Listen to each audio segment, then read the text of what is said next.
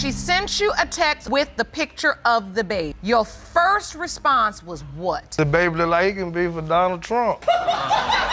Really? I didn't expect that. He thinks the color makes a difference. You were right. About what? I cheated your What? friend. That ain't nothing new. Oh, word? Really did that, man? Yes, twice. The night I came home. I really did. Man. Yes, I cheated, Your Honor. And it's his baby right here. It is a possibility. Oh. These two are not the only men who claim to be my dad. There's also two other men, father.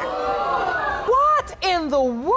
Yeah. One of the men who claims to be our father, I know for a fact that he wasn't, and he literally just disappeared. I don't know where he went. Just when you think it's a typical court day, bam! Plaintiff Ms. Thomas spills the tea about her whirlwind romance with defendant Mr. McKee that started online and quickly got very real. She's visibly shaken as she recounts how he bailed when she announced her pregnancy. Keep watching! The plot thickens from here. Ms. Thomas, you and the defendant, Mr. McKee, met online dating website, and the conversation quickly jumped offline and in Mr. McKee's bed. You were in a committed relationship with the defendant and was devastated when he denied your pregnancy. Next up, Mr. McKee throws a curveball by doubting he's the dad based on the kid's looks. This major plot twist has everyone's ears perked up as the paternity mystery deepens. What's next? Oh, it's good. Trust me. That there is no way you could be the biological father of plaintiff's son, Carson. You claim once you took a look at Ms. Thomas's son, you were 100% sure her baby belonged to another man. Oh boy, here comes the love story, or so Ms. Thomas thought. She details those cozy nights and long chats that made her think it was the real deal. But wait until you hear Mr. McKee's side. It's a classic, he said. She said scenario. The next part will have you rolling your eyes and laughing. And then I started going to see him, maybe like a 45-minute drive from where I live, like every other day. So I'm assuming like I'm spending the night, staying the night with him. You're having a good time, getting to know one another. Yeah. You all obviously, since you're spending the night, already started having sex. What did you like about him? What were you drawn to?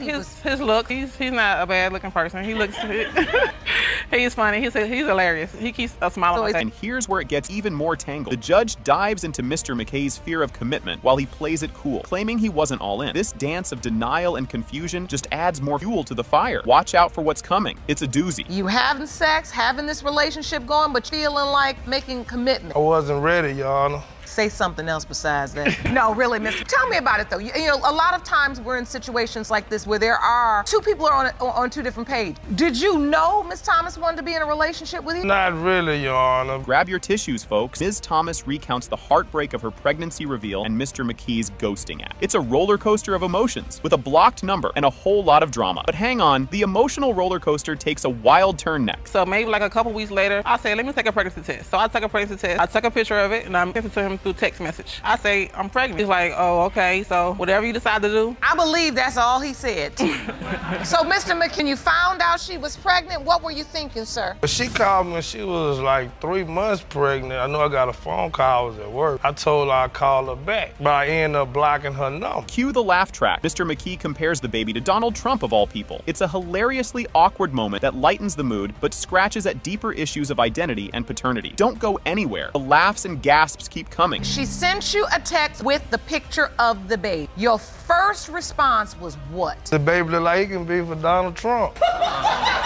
Really? I didn't expect that. He thinks the color makes a difference. The color don't make a difference. What you're saying is the baby was biracial? That's what you meant. So when you saw the baby, you said, that's not mine. Yes, Your Honor. Just when you thought it couldn't get any wilder, the judge calls out Mr. McKee for his, let's say, busy love life, revealing not one, but multiple baby mamas at the same time. This bombshell has the courtroom in stitches and disbelief. The grand finale is up next, and it's a shocker. That's 3 paternity cases going at one time. These are babies. Right. These are people. It's not a sport. I've been married. I'm a widow. So 4 of my kids was from my husband. It's not like I'm out here just sleeping around. You'll never guess how this ends. It has been determined by this court. Mr. McKee, you are not the father. Serious?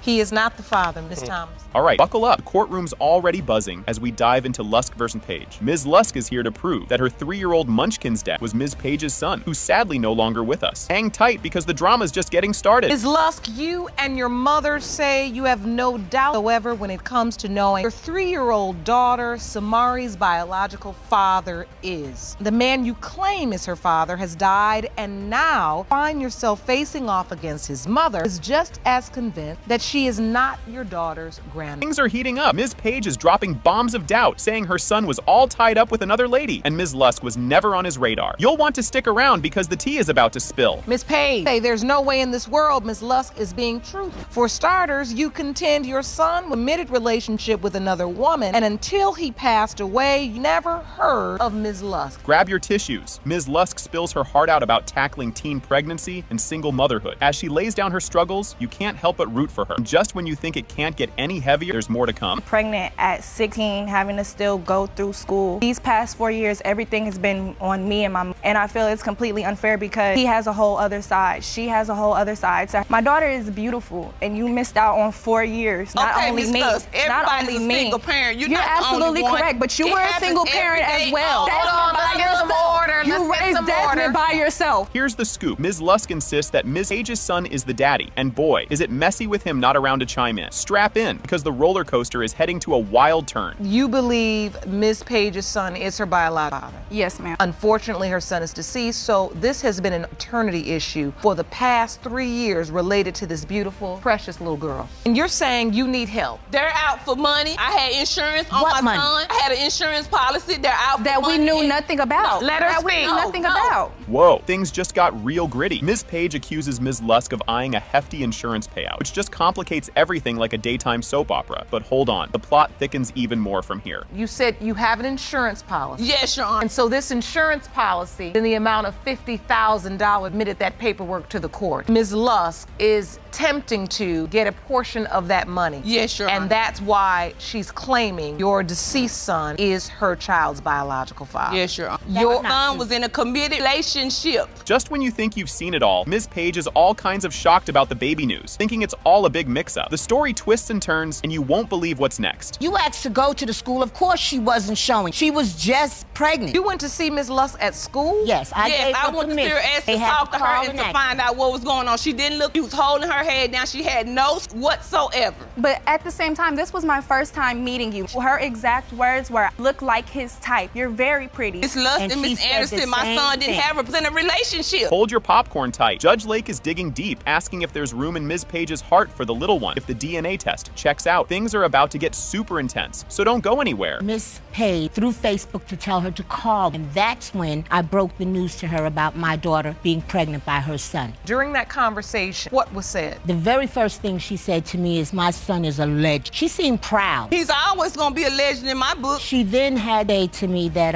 her son had no reason to be doing whatever doing in his past, and Everyone's on edge. The court is piecing together the deceased's love life to figure out if Ms. Lusk's story holds water. This detective work might just blow the lid off the whole case. Were you aware in a relationship with Ms. Lusk? Were you aware may have had a child? I have asked everybody. Nobody even know of Miss Lusk. Nobody. Now, Ms. Lusk, I want to ask you, were you aware that Desmond was in another relationship with someone else? No, Your Honor, I didn't find out until the day after his passing. The moment of truth, no kidding. The probability of relatedness between Ms. Page and Samari Page is 99.96%.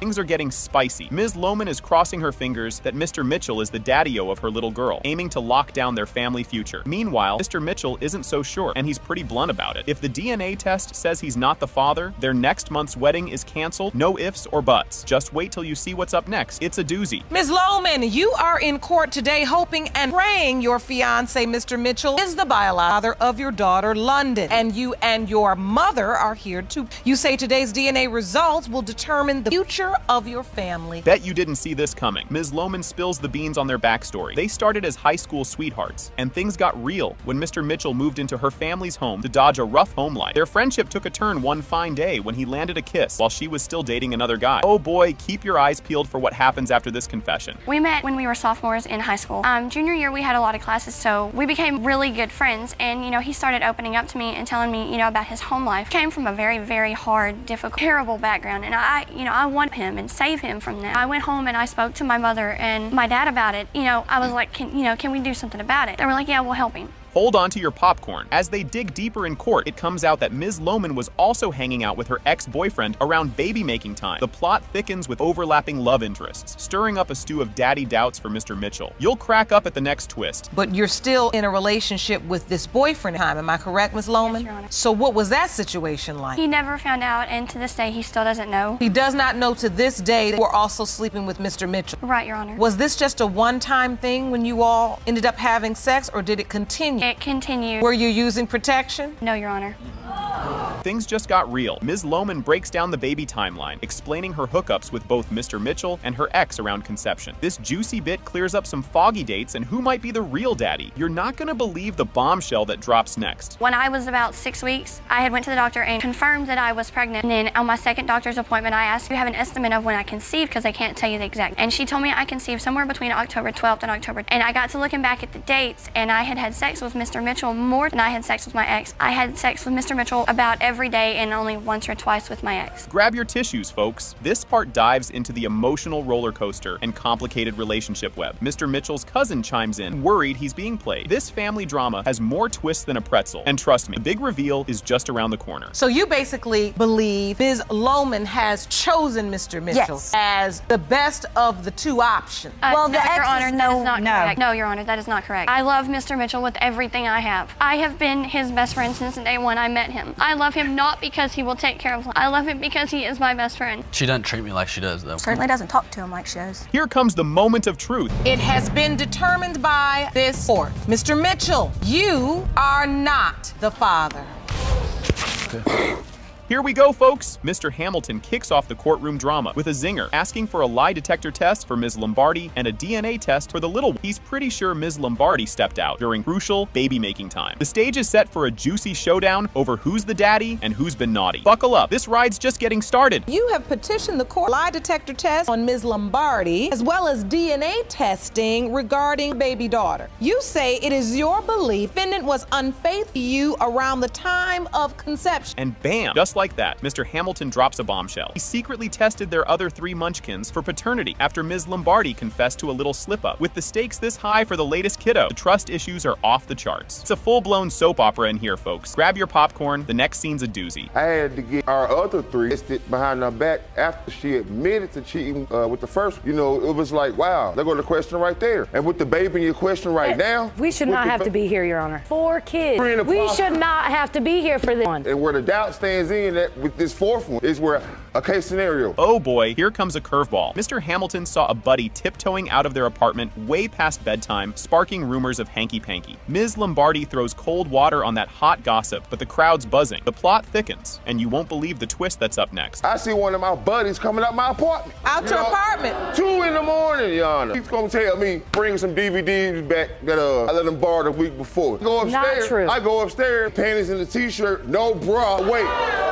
I changed after he left. Hold the phone, we've got more drama unfolding. In a cheeky move to catch Ms. Lombardi in a fib, Mr. Hamilton finds their never-used edible lotion half gone. Accusations fly like pies in a food fight, pointing fingers at secret lovers. This courtroom's turning into a circus, and there's more hilarity to come. I go upstairs, because, it was a special day for us. And I bought that never was open, but I didn't taste it. Your Honor, that is a lie. Well, who ate the edible lotion? It wasn't me.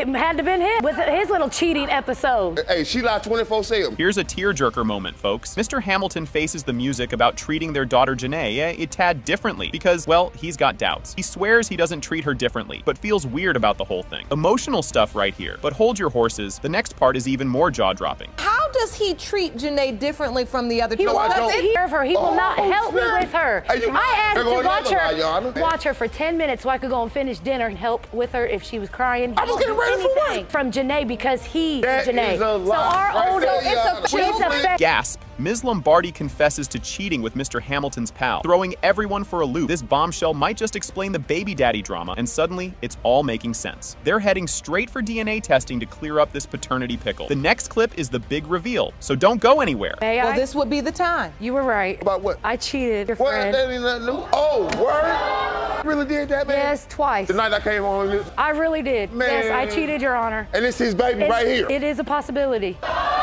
And now, the moment we've all been waiting for. Drum roll, please. It has been determined by this court, Mr. Hamilton. Yes, ma'am. You are her father. Oh my God, I knew it! I told you!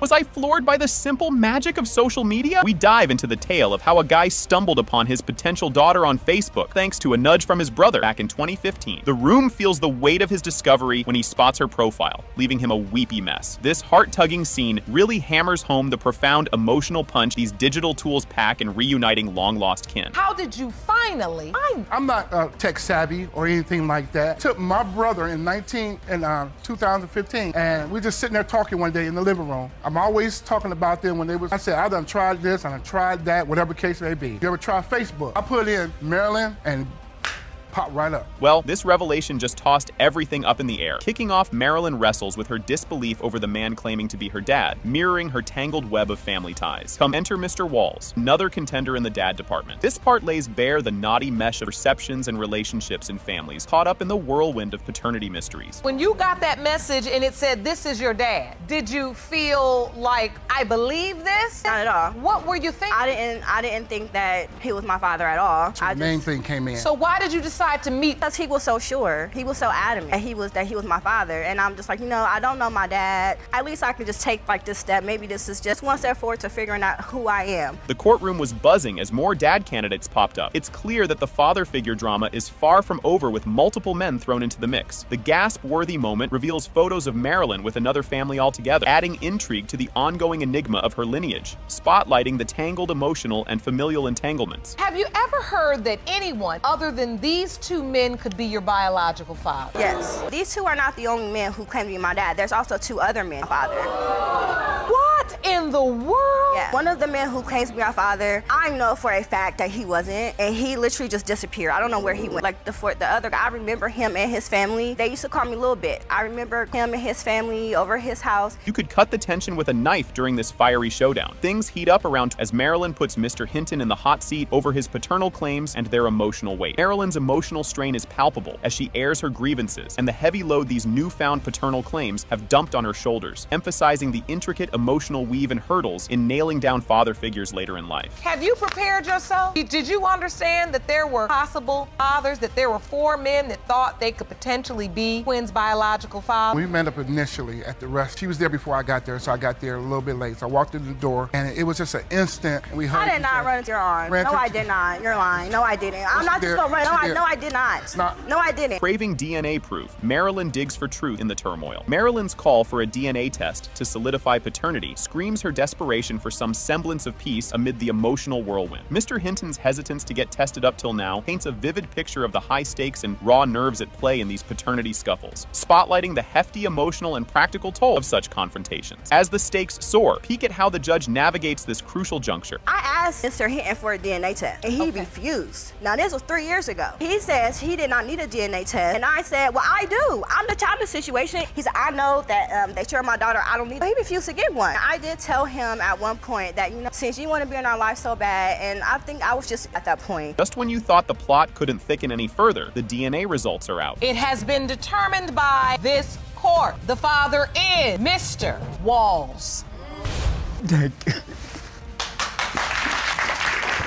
You won't believe this one. Miss Walters is stirring up drama big time. She claims that Mr. Rogers, a pal from way back when, is the dad of her kiddo, Rylan, and he's totally MIA on dad duties. She's gone all the way to court for a DNA test to get him to own up and be a dad. Both are spilling the tea to Judge Lake. Ms. Walters, you claim the defendant was a childhood family friend who got you pregnant and now refuses to do anything for your 3-year-old son, Rylan. You've petitioned the court for a DNA test to prove that he is Rylan's father, so he will finally step up. Hold on to your popcorn, folks. Here comes Mr. Rogers and his mom, both swearing up and down that he's not Rylan's bio dad. Miss Walters isn't buying it and dishes out their history of not-so-safe romantic rendezvous, pinning him as the only guy she wasn't careful with. You and your mother are here to prove that you are not Rylan's biological father. So, Ms. Walters, how do you know he's the dad? I slept with another man weeks prior to even conceiving my son, and we did use protection. And at the time I conceived my son, he was the only person that I was having sex with without using protection. Get this, when Miss Walters dropped the pregnancy bomb via text, text with a pic saying 6 weeks pregnant, Mr. Rogers bounced back a zinger. Congrats. Tell the other guy the same. Ouch. He really thought it wasn't his circus, not his monkey. She texted me, sent me a picture while I was at work, and it was a sticky note that says 6 weeks pregnant. I text back, congratulations. Tell the other guy, congratulations. Is that what you really felt? Yes, ma'am. Honestly, what I believe, Your Honor? because she was in a relationship with this other guy. But were you sleeping with her during the window of conception? Yes, ma'am. This part is a real tearjerker. Miss Walters talks about going solo at doctor's appointments, and Mr. Rogers only showing conditional support, all based on the big if about being the daddy. Mr. Rogers chimes in about how tight their families were and how this mess has shaken everyone up. Stick around. It's about to get even more tangled. It was hard. He didn't come to any doctor's appointments. I was doing it by myself. And once I got maybe 7, 8 months, oh, I'll be there if he's mine. I'll take care of him. Don't put me on child support. Once I had him, he came to the hospital. Left the hospital before my son was born. Hey, me and this girl have been through everything together, known each other since we was in diapers. I felt like she was trying to push me as the she knew we would always be there. Now, here's a trip down memory lane with Miss Sanders. She paints a picture of Miss Walters practically being part of the furniture at their house, just like one of the family. But now, there's this massive elephant in the room, making everything awkward. So you would let her spend the night just like another child? She was and you all wouldn't summers with us. She spent weekends with us. Her dad lived right while he worked or whatever. He'd come and stayed at my home. I didn't feel the need to supervise it because they grew up. Did you know if Miss Walters was intimate with anyone else? Later on, I did because I found a bunch of condoms in her stuff when I went through it. Here's where it gets really kooky. Mr. Rogers missed a court date, so bam. He's slapped with being the legal dad for child support. Talk about a whoopsie daisy. He's baffled, thinking how did he get roped into this without any DNA proof? Don't go anywhere. Courtroom drama is just heating up. When the court date was set up for the DNA test. So I missed the court date, automatically rules me as the father. I'm thinking, how am I on child support? There's been no DNA, birth certificate signed. There's no connection to me and that boy as him being mine Your Honor, at the moment. But there's been a court. Yes, ma'am. I can't tell you how many men stand before me. Your Honor, I got this court date in the mail. Went to this address and I had to work, or and I knew that child wasn't mine, so I just didn't go. Listen up as Miss Rogers, Mr. Rogers' sister, and Miss Walters' BFF steps into the witness box. She's here to spill the beans that her bro probably isn't the dad, given all the partying and the other dude Miss Walters was with. Oh boy, grab your snacks because the saga continues. And Miss Rogers, you are Miss Walters' best friend. How long have you known one another? 22 years. Last name Rogers? Yes. Sounds familiar. Yes, ma'am, that's my sister.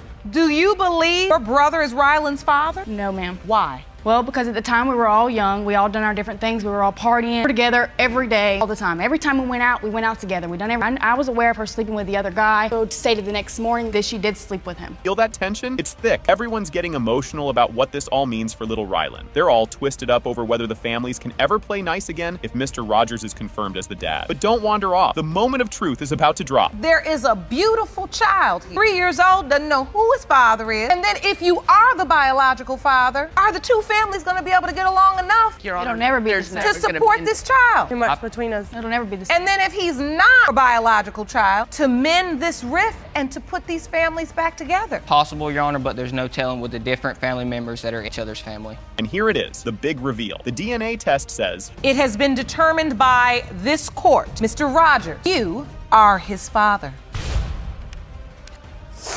I'm sorry. hold on to your seats, folks. Mr. Kiesel lays it all on the line, stating that the paternity results today could make or break his marriage. He shares his turmoil after discovering the child his wife is expecting might not be his, emphasizing the deep emotional stakes and his fierce desire to keep his family together. What unfolds next will have you on the edge of your seat. This is a case of Kiesel versus Kiesel. You say your marriage depends on today's paternity results after your wife announced the child she is currently pregnant with may not be yours. You are here to prove you are the father and save your family. Yes, Your Honor. Here's where it gets spicy. Mrs. Kiesel drops a bombshell in the courtroom by admitting that another man could be the father of her unborn child. Her confession adds layers of complexity to the case and highlights the emotional turmoil she's wrestling with, affecting her marriage deeply. Brace yourselves, because the courtroom drama intensifies from here. You say it breaks your heart to stand in court to prove that your husband is not your unborn child's father, but you know the truth. Another man is. Yes, Your Honor. The plot thickens. The couple delves into how the infidelity revelation has rocked their marriage to its core, leading to relentless arguments and a heavy emotional toll. This segment paints a vivid picture of the deep personal and relationship turmoil sparked by the uncertainty of paternity. And guess what? It only gets more heated. Our marriage has been put on the line. A month into our marriage, he had cheated on me. It led to where I might not be the father of this child. It was supposed to be a happy, great thing for us, and it's just problems and heartbreak and lots of issues for us. What is your day-to-day family life like? It's caused us a lot of issues. We argue nonstop about who the father is. A lot of causes us to be very distant from each other. Get ready for an emotional roller coaster. Mrs. Kiesel describes the severe strain the paternity issue has put on both their marriage and her pregnancy. She talks about the cancellation of their baby shower due to the feud between potential fathers' families, illustrating the extensive impact of the situation. Hang tight. The next twist is just around the corner. It has affected me in a huge way, not only just our marriage, pregnancy as well, because it's hard for me to necessarily, yes, I'm excited for it, but it makes it harder when there's so much stress put into the pregnancy, rather than being everybody together, having a good, for like a baby shower. You're not going to believe this explanation. Mrs. Kiesel sheds light on the rushed nature of their relationship and marriage, confessing that she wasn't over her ex, which led to her infidelity. This revelation offers a glimpse into the personal conflicts that led to this courtroom drama. Emotional revelations keep coming, so stay tuned. Really rushed into a relationship. We had been dating on and off, but it was back and forth with my ex. We both have broke up a couple of times over while we were dating. And then when we got married, it just was kind of like a let's go do this kind of thing. It was not necessarily young, but quick. So that I think has a big effect on it, is because I wasn't fully over my ex. Grab some tissues for this one. Mr. Kiesel shares the crushing moment he learned the pregnancy he had celebrated might end with a child that isn't his. This poignant moment highlights his vulnerability and the stark shift from joy to despair in his life. Just when you think it can't get any more dramatic, it does. Because you hope to conceive a child, you have to get the news that, oh no, but you cheated. We had been trying for a while, and she was in the bathroom. She walked out, told me she was pregnant, and I asked why she was crying. And she told me that there's a possibility that I might not be the father. I broke down myself. Thing that was supposed to be great, we'd been trying. We finally got it. I might not even be the father of it. Can you feel the tension? Mr. Kiesel clutches at straws, hoping physical similarities seen in ultrasound images, like the nose and lips, might prove his biological connection to the child. His desperate grasp for familial ties amidst uncertainty is touching yet fraught with anxiety. What comes next will surprise you. We have a nose that looks a lot alike. Mine goes down and then bubbles at the end. With the ultrasounds that we had, the child had the same kind of nose. It appears that you have a similar nose to the child. We have fat upper lips. I see it in the ultrasound as well. I want our marriage to work, and I want everything to be fine. And get ready for some expert insights. Dr. Samantha Brown Parks steps in to discuss the hereditary nature of clubfoot, a condition Mr. Kiesel hopes might link him to the child. This expert testimony introduces a scientific angle to the paternity puzzle, thickening the plot as we near the big reveal. The suspense is building, folks. Whether or not Mr. Kiesel is this child's biological father. Having a physical condition that runs in his family, a clubfoot. Is this something that is hereditary? So clubfoot happens in about 1 in 1,000 live births in the U.S. Fairly common birth defect. 1/4 of those have a family history of someone having a clubfoot also. And now, a moment we've all been waiting for. The courtroom holds its breath as the paternity results are finally disclosed. It has been determined by this court. Mr. Kiesel, you are the father.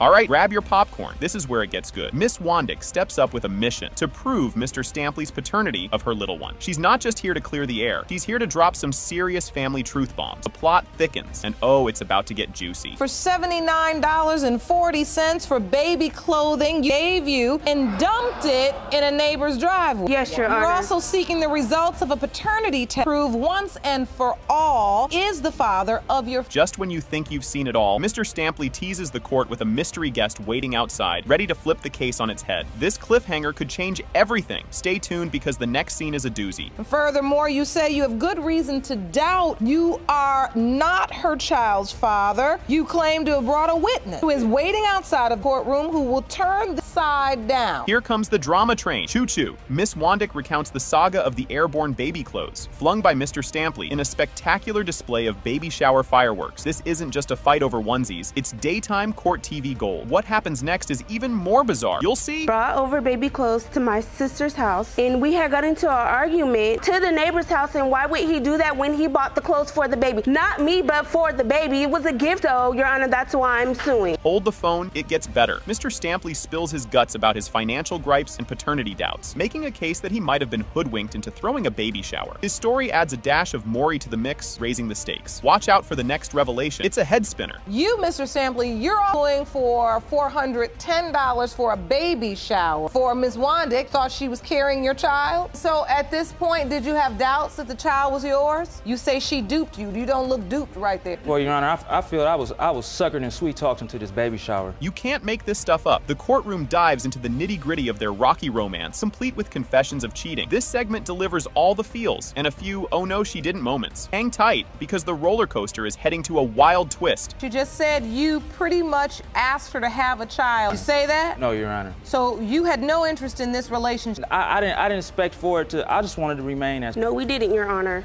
Not and one so, time. When you found out you were pregnant... I'm pregnant. I went away for 30 days, Your Honor. I went to jail. Bet you didn't see this coming. We explore how Mr. Stampley's stint behind bars stirred the pot in their love stew. The trust is crumbling, and the love boat is definitely rocking. The upcoming testimony, it's like reality TV on steroids. Returning home from jail, I was over at a friend's house. She was acting real funny, so I just asked her, I said, man, did you cheat? So I started feeling some type of way. I'm like, did you cheat on me? I mean, what's going on? Yeah, I did cheat. Oh. So she admitted that she cheated. I did, Your Honor. I admitted that I cheated on him. Like he said, we was at his friend's house. Time for some truth tea. The secret witness finally makes an entrance, ready to spill the beans and possibly shatter Mr. Stampley's world. This testimony isn't just revealing, it's explosive. Brace yourself, because the DNA results are up next, and they're a real game changer. And your relationship to the defendant is? Yes, ma'am. But you are the defendant's witness. What do you know about this? I caught my sister cheating on Mr. Stampley while he was incarcerated. I was taking my kid home. When I returned home, she was in the bedroom with another man. Really? Yes, ma'am. And now, the moment we've all been waiting for. Drum roll, please. The DNA results light up the courtroom. It has been determined by this court. Mr. Stampley, you are her father. You won't believe this kickoff. The judge loudly announces the case of Fondoyan versus Roland. Ms. Fondoyan strides in, ready to prove that her 3-month-old son, Ezekiel, shares DNA with her boyfriend of over a decade. She argues his denial is wreaking havoc on their already rocky relationship. Buckle up, because the courtroom drama is just starting to heat up. Ms. Fondoyan, you are here to prove to your on-again, off-again boyfriend of 12 years that your 3-month-old son, Ezekiel, is biological child. Say the paternity denial is drawing your relationship, and you need today's results to repair the breakdown in your family. Yes. Here comes a curveball. Mr. Roland is throwing down the gauntlet, casting doubt on his fatherhood by pointing fingers at another potential dad due to Ms. Fondoyan's close timeline with another relation. With a family friend in tow, they're here to shake up the claims. Grab your popcorn. The next part is a doozy. You say Ms. Fondoyan was in a sexual relationship with another man weeks before you learned of pregnancy, and you and your mother's best friend are here to prove her son Ezekiel is not biological child. Yes, Your Honor. So things are heating up. Tempers flare as a fiery exchange breaks out over who the real daddy might be. The judge steps in to dial down the dramas, insisting on courtroom decorum. Ms. Fondoyan stands her ground, confident in her calendar and sure of the father's identity. Hang on. He keeps denying my son, constantly denying him. Family is always putting a bug in his ear. It's not your child. He don't look like That is not my child at all. You're gonna see? I know who I slept with. With me, he was with somebody else at the same time. I know who I lay in bed with, and I know the days I thank you very much. Gonna have to use court-appropriate language. Oh, the plot thickens. Ms. Fondoyan spills the tea on finding Mr. Roland sporting a fresh set of hickeys after vanishing for 2 days. He counters, claiming their off-again status gave him the freedom to frolic. The story twists next, so stay tuned. This man says he's going to the store. Going to the store, you wouldn't think nothing of it. Your man going to the store. 2 days, where you at? I go to his family house, and what do I see? Opens the door with a chain of hickeys all over his neck. Mr. Roland, why did you have hickeys all on your neck? Because we weren't together. I was able to do whatever I feel like, Your Honor. No, we were together. We were not together. She thought it. We were not together. Twist and shout. After waiting fruitlessly for Mr. Roland, Ms. Fondoyan throws caution to the wind and picks up a new beau in Albany, stirring the pot as Roland admits to juggling not one, but 2 other women during their breaks. The love polygon unfolds further just ahead. I patiently waited for him to come back. I waited a month and a half. He ain't come back. I said, you know what? How? If you went to Albany and picked up a whole new... Sure did. After a whole month and a half, You want to be okay, you was already walking around dating with somebody two else. females around your arms, making me look stupid in the streets. And I picked up a friend that actually did something you couldn't do.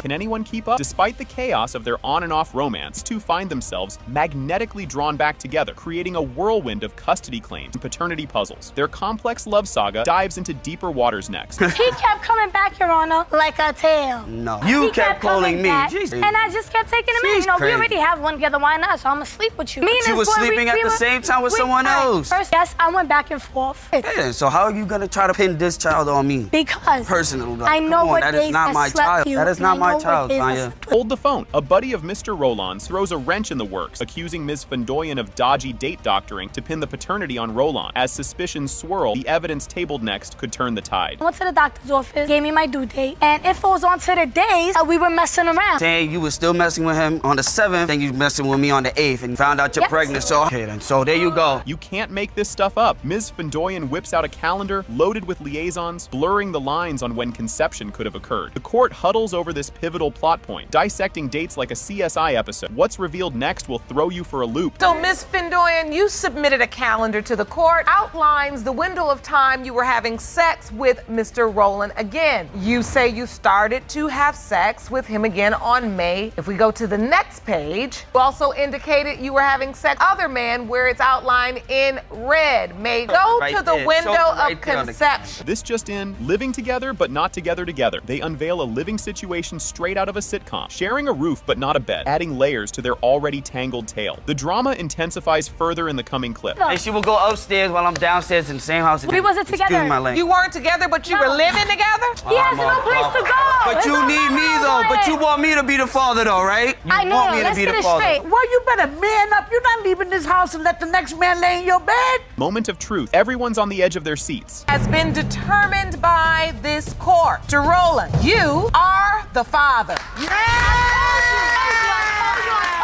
The stage is set for some courtroom drama. Ms. Harris kicks things off by claiming that her roller coaster relationship of 15 years with Mr. Sterling has resulted in a little one, who Mr. Sterling is apparently not eager to claim. She's here to set the record straight and make him face his responsibilities. Strap in, folks, because this is just the warm-up. Ms. Harris, you claim that your 15-year on and off relationship with Mr. Sterling has produced a baby that he is trying to get out of helping raise. To prove paternity, force him to step up. All right, Jan. Sterling steps up, and boy, does he look shook. He lays out his side of the story, frustrated and fed up, denying the child is his. He's looking for a DNA test to cut ties and hopes to wipe his hands clean of the whole affair. You'll want to stick around because Ms. Harris is about to turn up the heat. Mr. Sterling, you say Plaintiff told you her son, Kason, was not yours, and you are tired of care of another man's baby. You've come to get the DNA you need to remove your name from the birth certificate. Finally, get Ms. Harris of your life. Yes, Your Honor. Things get real as we hear about the baby's first birthday. The courtroom gets a dose of reality with talks of first birthdays and more, pulling at the heartstrings of everyone listening. This is not just about the drama, it's personal. Just when you think it can't get more intense, the accusations start to fly. So he'll be one. I had him on my birthday last year. And so, Mr. Sterling, it's almost 1 year. No help, no support? That's not my baby, and I'm going off of what Charity is telling me. True. It is his baby. She tells me when we get to arguing. Because he get on my nerves and I don't want him to be in my life. Like he want to move on and move out his life. I do too sometimes. I hate I even met him. And the gloves come. The accusations fly as both sides dive into a tit-for-tat about cheating and who's responsible for what. It paints a not-so-pretty picture of their tumultuous time together. Next up, watch as they try to untangle their messy timeline. And he was cheating the whole time I was pregnant. Before That is he a cheated negative. the whole That is a time. negative. And Even if he was cheating, that's bad enough, and we don't want known that in this courtroom. Question concerning paternity would surround whether or not we're sleeping with somebody else. No. Judge Lake dives into the nitty-gritty with a calendar. The judge tries to piece together the puzzle of their relationship timeline with the help of a calendar Mr. Sterling brought. Each date seems to thicken the plot. Hang tight because Ms. Harris is about to drop some knowledge. And you submitted a calendar to the court. ma'am. First date on this calendar says the doctor's appointment was on March 21st. And the doctor says in Ms. Harris 6 to 8 weeks. And you had on Valentine's. If we count back 6 to 8 weeks, 1 week, 2 weeks, 8 weeks, that is the last in January.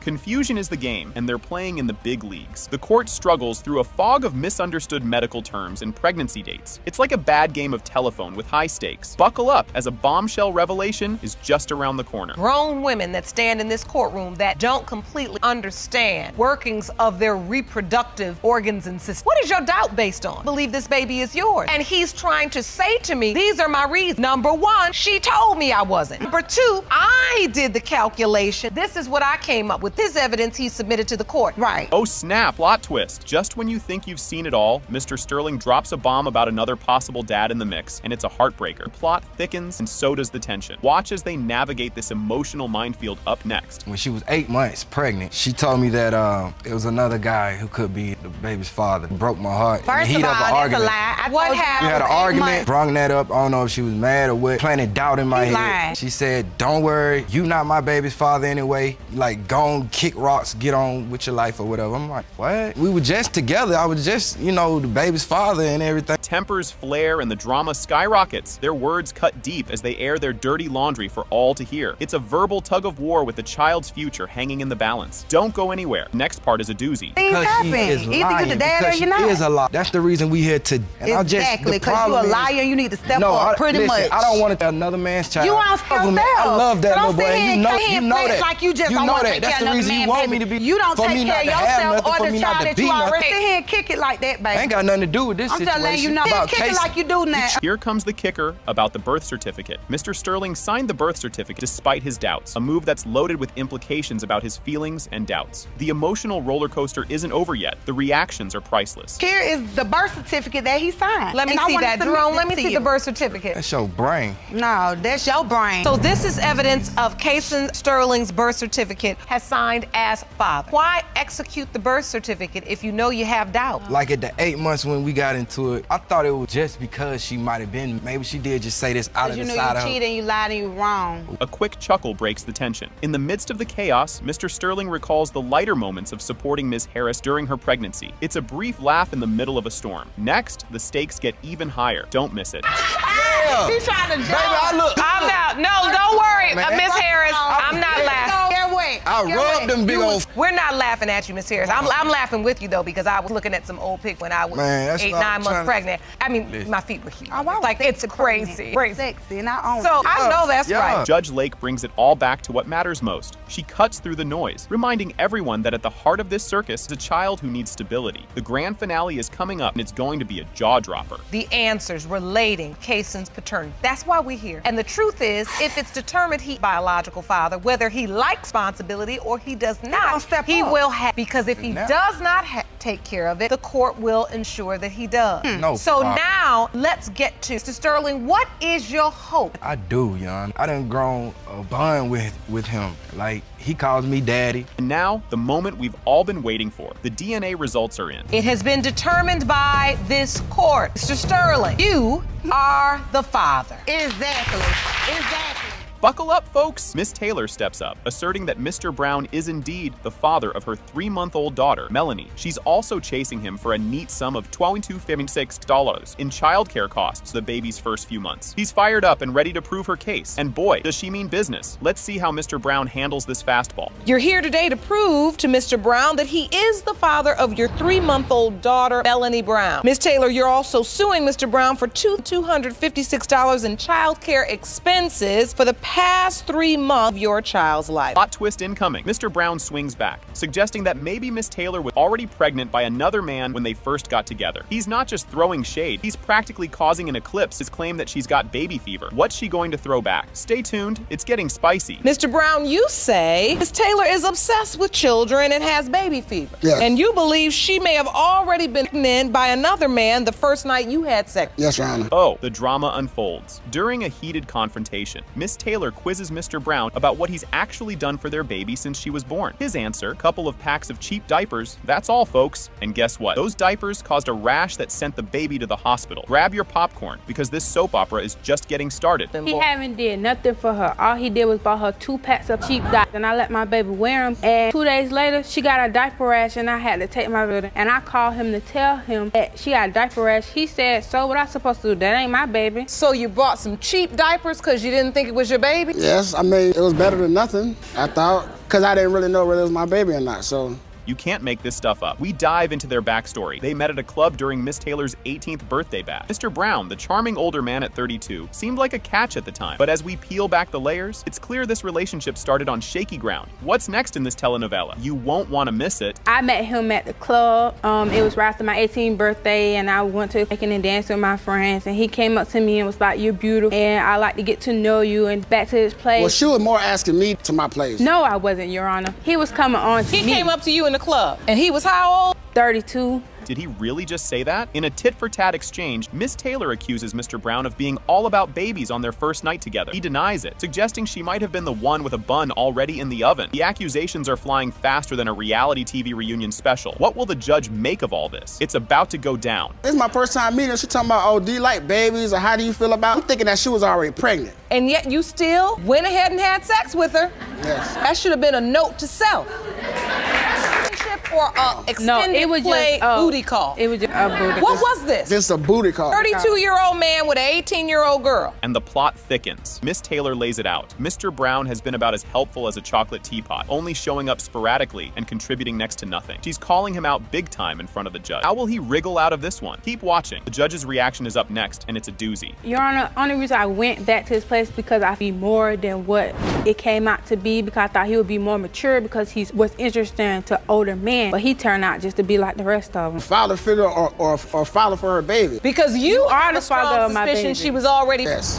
I was not, Your Honor. The first time we used a condom. The second time we If I was already pregnant, how come my baby 3 months? You'll want to lean in for this. As the debate heats up, they spar over Mr. Brown's lack of involvement and his dismissive reaction when he found out about the pregnancy. Miss Taylor is on a mission to prove him wrong, but Mr. Brown is as slippery as an eel. Courtroom is electric. What will happen when the judge steps in? He said, we only 3 times. I wore a condom today, my baby. You need to go find your baby daddy. So he immediately denied the baby? Yes. Because Mr. Brown, okay, she needs to find her baby daddy. You are my baby daddy. I started doing some research on, and I found some colored pictures of her. What is this, sir? And she portrayed herself to be such a good girl. And these are pictures of what? Around the time she got pregnant. So you found these pictures? Right. I was trying to find the baby daddy for her. Here comes a curveball. The judge digs into Mr. Brown's history, uncovering his minimal involvement during the pregnancy and questioning his sudden interest now. The air's thick with tension. You could cut it with a knife. What explosive evidence will come out next? You go through your whole pregnancy by yourself? He only came around like 3 times when he wanted to have sex. Is he in the delivery room with you? I had the baby and he held the baby. I have a picture of him holding the baby. We only had sex once. And then he said 5 minutes. Then he said he was going to smoke a cigarette and he never came back, Your Honor.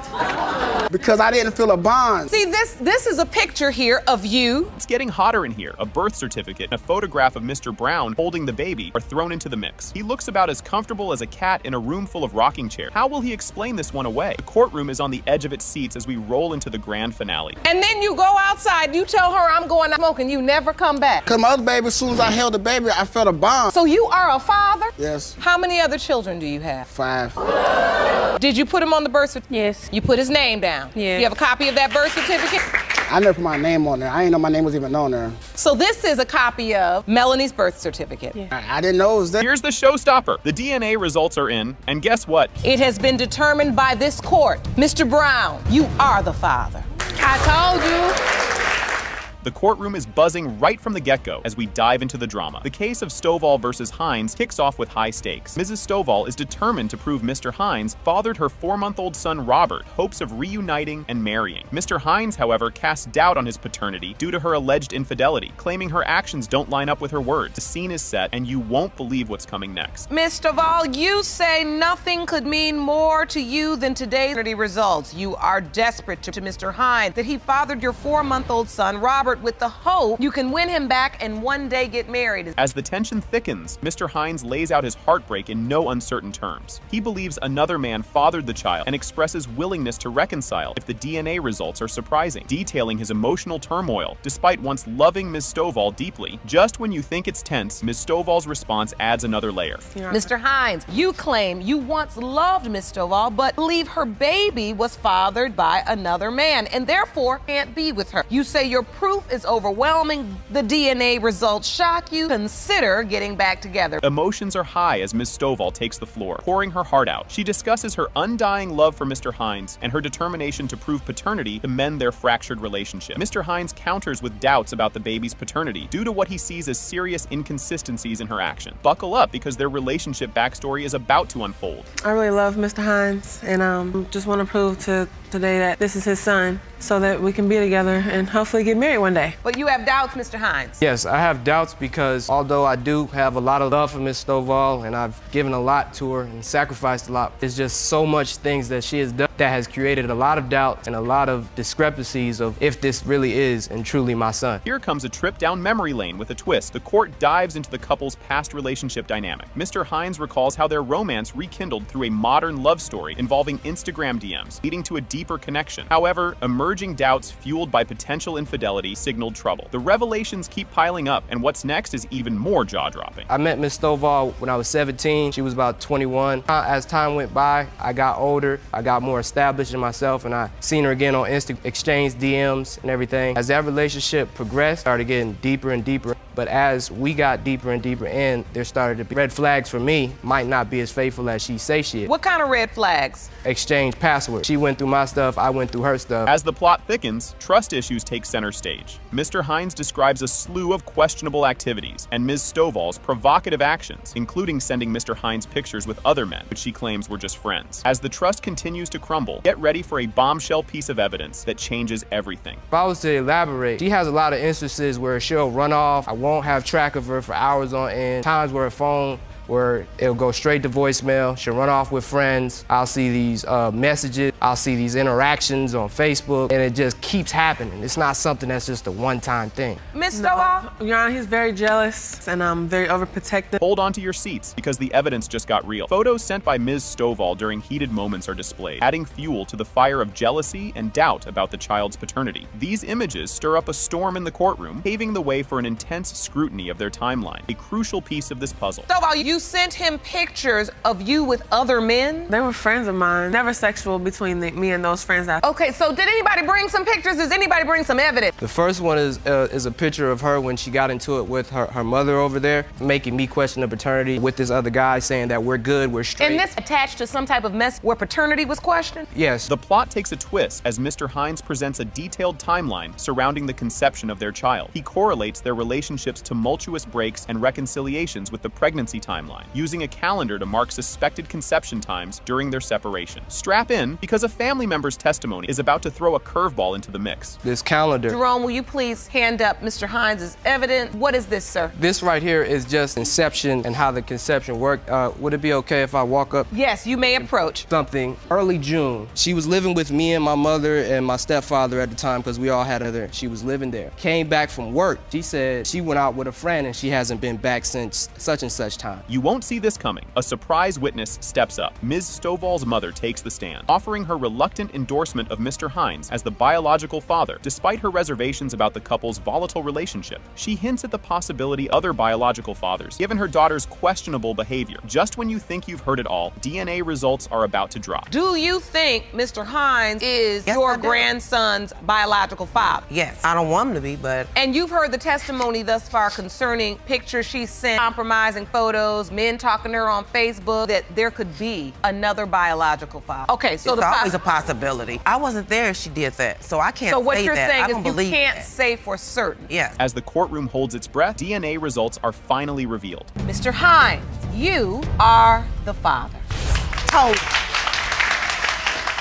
Here comes the bombshell. Ms. France drops a major revelation that her dad, on his deathbed, spilled the beans. He might be Sonia Lee's biological father. The audience reacts with murmurs as the judge clarifies if Ms. Lee, standing before her, is indeed the sister Ms. France has been talking about. This juicy tidbit sets us up for a roller coaster of a paternity mystery. Brace yourself. The drama unfolds even more from here. You're here along with brother who's waiting outside of our courtroom. You say father claimed on his deathbed that he was the biological father of a child. If If indeed you've now found the correct Sonia, you believe plaintiff Ms. Lee is your sister? Yes, Your Honor. Hang on to your seats, because this gets wild. Ms. France spills the tea about always knowing she had a twin in Michigan, sharing how their children, completely unbeknownst to the potential family tie, became buddies. The revelation paints a bizarre picture of how small the world really is and underscores unexpected family connections popping up in the least expected places. Keep watching. The emotional whirlwind is just picking up speed. The whole time I was growing up, I heard and I was always told that I had a twin in Michigan the whole time. We went to the same schools. Our kids are even best friends and never even knew. I even know her grandmother and my grandmother are best friends. Get ready for a twisty turn of events. Ms. Lee details her initial confusion and emotional upheaval after receiving out-of-the-blue messages claiming she has a different biological father. She talks about her skepticism and delayed response, highlighting the personal chaos brought by such a monumental revelation. This segment really digs into the complexities of identity and hidden family secrets. Next up, emotions run even higher, so don't go anywhere. They're receiving some notifications, someone trying to reach me. I didn't respond to the messages for a while, let me say that, because I didn't recognize her picture, I didn't recognize her name. After 3 or 4 messages, I finally responded, where we exchanged numbers and I called her and she just started a story out, and it was like, whoa, wait a minute, slow down. But on our dad's deathbed, he had me look for you and we thought you were dead. And I'm like, wait a minute, so now I went from being one man whose name I carry. You're not going to believe this part. Gloria Washington, Ms. Lee's mom, steps up and throws another curveball into the mix, explaining her past fling with Mr. Miller and why she chose to keep it a secret from her daughter. Her testimony sheds light on the tangled web of personal decisions and hidden truths that shape lives in ways we can hardly predict. The bombshells keep dropping, and the next one is a doozy. And during the time when I was 6 months pregnant with her, he left me for Mrs. France. When she was born, Mr. Lee was there with me. He took care of me. Mr. Miller, I never saw him. I never told her. I didn't think she needed to know. Are you ready for the big reveal? The tension peaks as Judge Lake prepares to open the envelope with the DNA results that everyone's been anxiously waiting for. Is the biological daughter of the late Ronald Miller, Ms. Lee? They are indeed your biological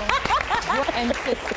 You wouldn't believe this opener. The episode kicks off with the judge striding in and everyone getting seated. Miss Looper launches into her case against Mr. Downs, accusing him of denying fathering her twins, Braley Nursery, Bishop. Despite his initial persona as a stand-up church-going man, the atmosphere is thick with drama as the stage is set for a showdown over paternity and trust. Just you wait, it only gets more tangled from here. Of Looper versus Downs. Thank you, Say. You thought the defendant was a respect church-going family man who turned out to be anything but. You claimed after giving birth to your twins, Braley and Bishop, Mr. Downs denied fathering your babies. Yes, Your Honor. Talk about a plot twist. Miss Looper drops a bombshell, admitting she hadn't quite shut the door on several relationships, even as she began seeing Mr. Downs. This revelation comes right after Mr. Downs voices his doubts about being the father, pointing to her ongoing liaisons with other men. The stakes are raised, casting shadows of doubt over the paternity of the twins. Buckle up, because the roller coaster is just picking up speed. Then we ran into some problems. He went through my phone. I did have a lot of open doors. Open doors. So you still had other relationships that you had not. This was 2 weeks after we started hanging out. So we were in a relationship, so I did still have open relationships with other men while I was beginning a relationship with Mr. Downs. Here's where things really start to heat up. Upon learning of her pregnancy, Miss Looper describes how her relationship with Mr. Downs shifted dramatically. Initially, he was all in, attending prenatal appointments and playing the doting partner, but the skeletons in her closet regarding other men start to cloud his mind with doubt. The plot thickens, and trust me, you'll want to see what's next. We moved really fast. We had a wedding date in 2 months. Relationship changed tremendously though. Our vibe was different. We weren't hanging out as found out I was pregnant. I called him and he was really nonchalant about it. Once I did get pregnant, he was amazing. Cedric, feet, rub my belly. He would get it by 2 a.m., go get me ice and hot Cheetos. Can you handle this curveball? Right at the birth, Mr. Downs throws doubt over the room like confetti, especially questioning the paternity of Braley because of her light complexion. This pivotal moment underscores the rare but real possibility that fraternal twins can have different fathers. The tension is palpable, and oh, it's about to go up another notch. As soon as they brought Braley into the room, the first thing he said was, "Do you guys do DNA tests here? I've never had a kid come out that light." The first thing he said when he seen her. But he did go see my son, and he did say that he looked like him. You didn't feel like you could be her father? I know it don't really matter about election and stuff, but like I said, all my kids favor me,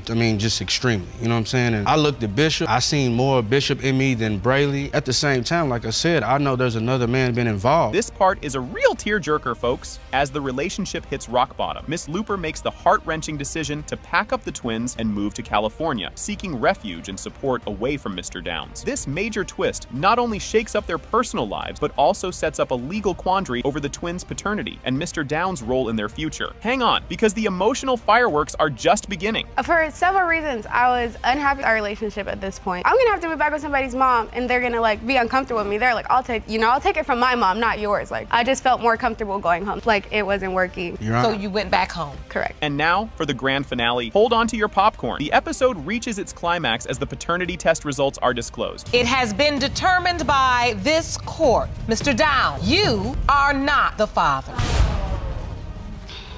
Can you believe the nerve? Mr. Kidd lays it all out, accusing Ms. Rawlings of leading him on to believe he was the father of her son, Nathaniel, only to flip the script when she met someone else she preferred. He and his mom spill the beans about how Ms. Rawlings' alleged deception has thrown their family into emotional chaos. Mr. Kidd is rock solid in his belief that he's Nathaniel's dad. Just wait until you hear Ms. Rawlings' side of the story next. You say Ms. Rawlings is a manipulative user who convinced you that you were the father of her son, then changed her mind when someone better came along. You and your mother say Ms. Rawlings mind game, emotional havoc on your family, and you are 100% positive are her son's father. You're not ready for this comeback. Ms. Rawlings claps back hard, claiming Mr. Kidd was in the loop all along about not being the dad, thanks to his earlier confession of infertility. She accuses Mr. Kidd and his mother of desperately clinging to a false hope of paternity, and she's all set to bust their bubble in court today. Keep watching. The judge is about to dig into the juicy details. You say Mr. Kidd is fully aware he is not Daniel's father, as he himself, he cannot have children. You say Mr. Rawlings and his mother are desperate people who convinced themselves Mr. Kidd is your son's father and you intend to prove them wrong days. Yes, Your Honor. Here's where things get spicy. The judge decides to unpack the timeline surrounding Ms. Rawlings' pregnancy and Mr. Kidd's involvement, or lack thereof. Ms. Rawlings recounts how a complicated personal life led her into relationships with Mr. Kidd and another man, making the paternity puzzle even more tangled. Trust me, the medical bombshell that's about to drop is a game changer. I went away a month after I found out she was pregnant. Did you tell him it was his child? No, Your Honor. How it happened was we met through a mutual friend. I didn't know anything about Mr. Kidd. Starting off, my mutual friend ended up leaving, and the situation that I'm in, I didn't have anywhere to go. Brace yourself for a scientific twist. We get a slice of medical drama as explanations about Mr. Kidd's health condition come into play. His mom explains their rare blood type situation, which could potentially complicate pregnancies, adding a scientific edge to the paternity dispute. Next up, watch how Mr. Kidd's mom reacts when she first hears about her supposed grandkid. Mr. Kidd told me himself that he has some type of rare form blood disease that me and his child would die if I was pregnant by him. It's not a rare blood disease. I am ARH negative and he is ARH negative. If she's RH positive and doesn't get the necessity during the pregnancy, it could hurt her from having future children or that child could pass away. Grab some tissues for this tearjerker. Ms. Jenkins, Mr. Kidd's mom, shares a heartfelt tale of disbelief and joy upon discovering Nathaniel's existence. Describing the first time she met her grandson in the park as the best day of her life, her story underscores the deep emotional stakes involved. But hold on, there's another dad candidate waiting in the wings. She said, "That's not your son." I said, "Yes, that is. I gave birth to him. I know who he is." She said, "That's his son." And I was like, "What?" So I contacted his friend who gave me Miss Rawlings' number. We talked for a couple weeks. We were at a park and I said hey to her. I said, "But you know what I'm for." And I went straight to the baby. Picked him up, had said, "Hey, sugar." And he smiled and we played. And honestly, the best day of my life. I'm holding my grandson. I know it's mine. Just when you think you've seen it all, Ms. Rawlings throws another curveball by admitting there might be another daddy in the picture, as other folks reckon Nathaniel looks like him too. This twist ratchets up the drama, emphasizing the roller coaster of emotions everyone's riding. Don't miss what the expert has to say about Mr. Kidd's ability to be a dad. It's a doozy. Yes, he did, because he was the one that actually told me to get a test to see if I was pregnant. He actually reached back out to me because he had some other situations going on, looking at pictures, and he questioned it again. He was like, "Are you sure the other guy, your child's father, because he looks like me?"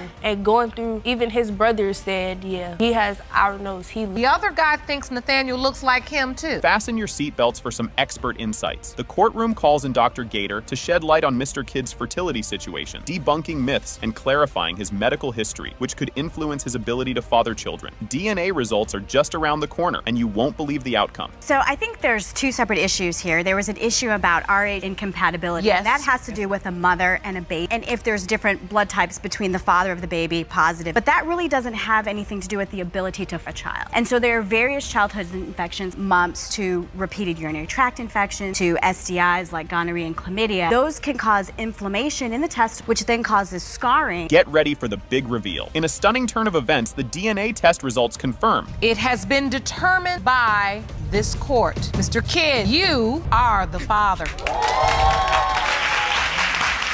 Buckle up, because this is where the plot thickens. Ms. Casey steps up to lay out her lifelong narrative that her deceased father, listed on her birth certificate, was her biological dad. However, in swoops Mr. Edwards with a plot twist, claiming he's the real father. Amidst this bombshell, her mother throws a wrench into the works by staunchly denying Mr. Edwards' paternity claim and points fingers at another man, supposedly deceased, as the real father. What happens next? You won't believe it. Miss Casey, you say for more than 25 years, your mother has told you that a deceased man who is listed on your birth certificate is your biological father. Now another man, Mr. Edwards, is claiming is your biological father. Yes, Your Honor. You think you've seen drama? Wait till you hear that Ms. Casey pours her heart out about the emotional turmoil of growing up without a dad. She paints a vivid picture of her life as walking through a never-ending dark corridor with no light, starkly contrasting with her siblings who knew their fathers. As she wraps up her heart-wrenching testimony, hold on to your seats, because what's coming is even more gripping. Not knowing where I came from, I built a bond with Otis Hawkins, who's on my birth certificate, even though he's not. I don't have anything about it. He is on my birth certificate. My oldest daughter I passed, raised my kids the way that I have never been raised. I make sure that the mother and the father is in the home, and they know exactly who their father is. Just when you think it couldn't get more intense, here's a curveball. Ms. Ewing drops a bombshell that the courtroom didn't see coming. She was informed that Mr. Hawkins, the man listed as the father, was shot dead years ago. The crowd gasps, the stakes are high, and the plot just got thicker. Keep watching, because the next moment is a doozy. I called his cousin to see did she want to spend time with LaConda. Informed me then that he had been shot in the head by his brother. LaConda was 7 years old. When I was told that, I didn't want to tell her until she got older. I didn't know how to tell her, and I'm telling you exactly what I was told. Hold the phone. This part's a real tearjerker. In a heartfelt confession, Mr. Edwards reveals his attempts to reconnect via social media, igniting a sliver of hope for a father-daughter relationship amidst the chaos. This revelation stirs the pot further in this already complicated emotional saga. Just when you think you've seen it all, the next twist is right around the corner.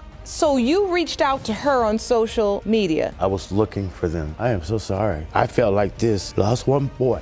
Losing this one. I'm not losing you. I don't even understand. The hair stands up on my back. She looks so much like my family. She's got, what my mom looked like. I got 6 other daughters. And my youngest daughter, if you look at her and look. Get ready for your jaw to drop. In a moment that feels like something straight out of a movie, Judge Lake reveals that Otis Hawkins, long thought to be pushing daisies, is actually alive and kicking. The court is shook, the audience is in disbelief, and the narrative takes a wild turn. Fasten your seatbelts, because what comes next is truly mind-boggling.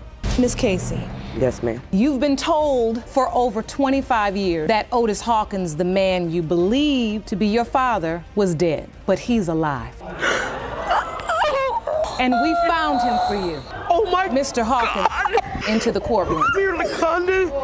Grab your popcorn, because this next part is a roller coaster. After a tense wait, the DNA results are in. Pertaining to whether Mr. Hawk is the father of Ms. Casey. Mr. Hawkins, you are not her father.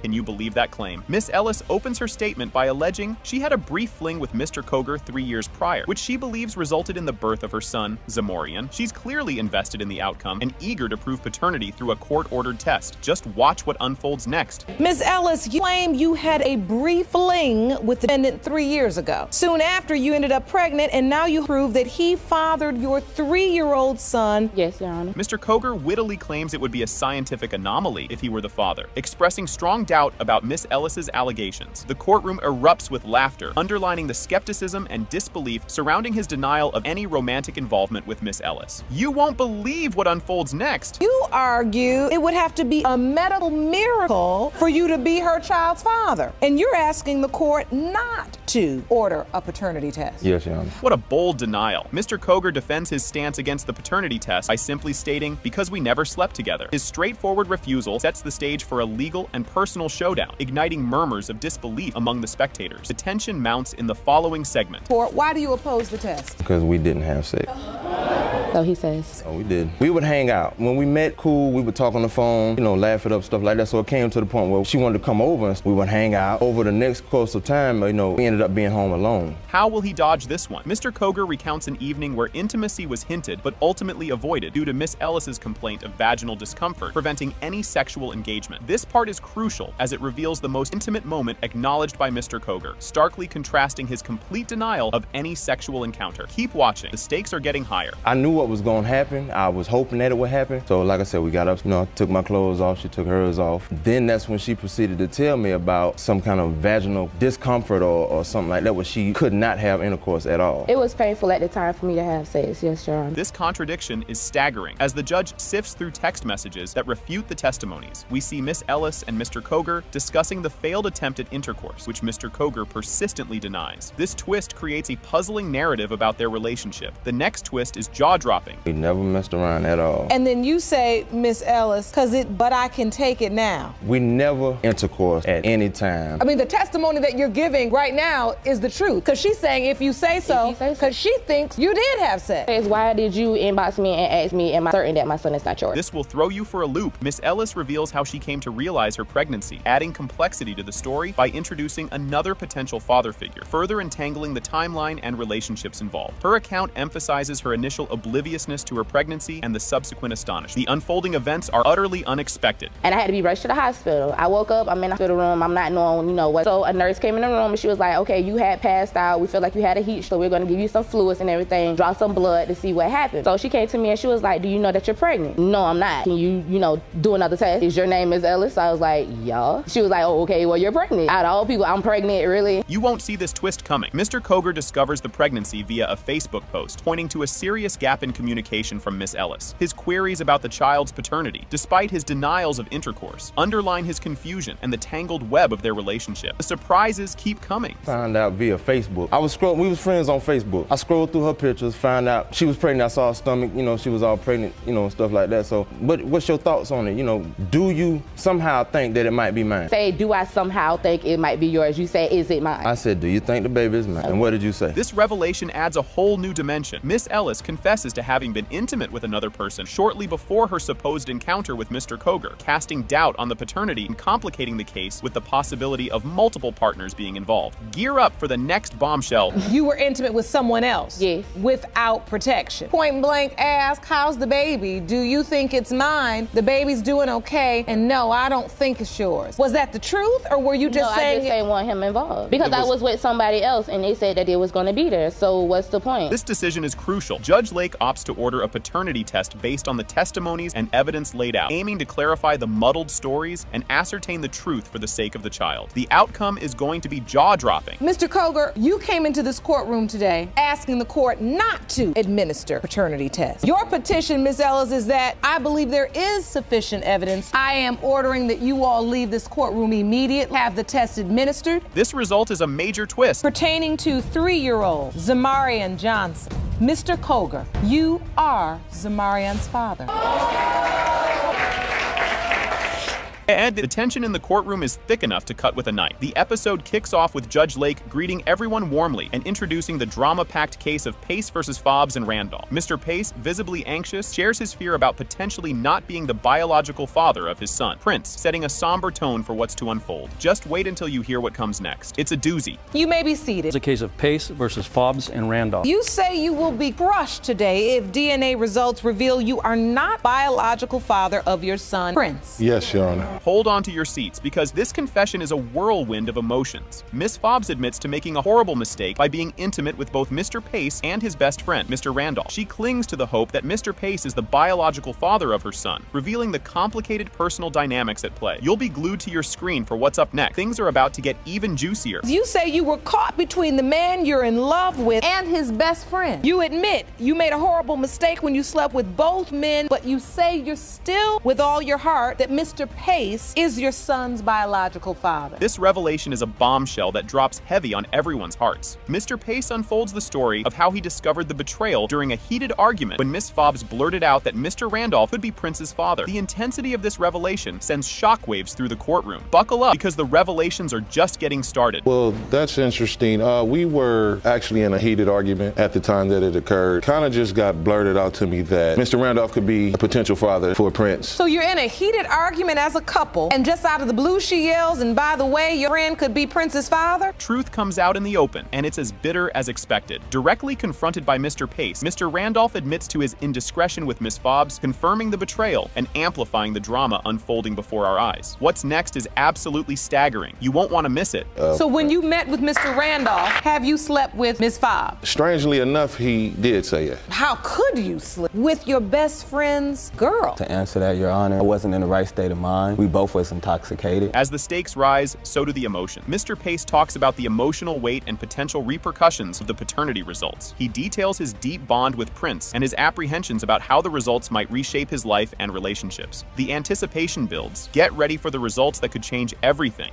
I'm very confused at this point. It was really hard for me to be standing here in front of you, and I'm kind of nervous as far as what I'm about to hear. I don't know, really want to move forward. Mr. Randolph, you submitted to the court a childhood photo of yourself and Prince. Yes, Your Honor. Everyone's on the edge of their seats for this pivotal moment. In the climax of the episode, the paternity results are finally disclosed. It has been determined by this court, Mr. Pace, you are not his father.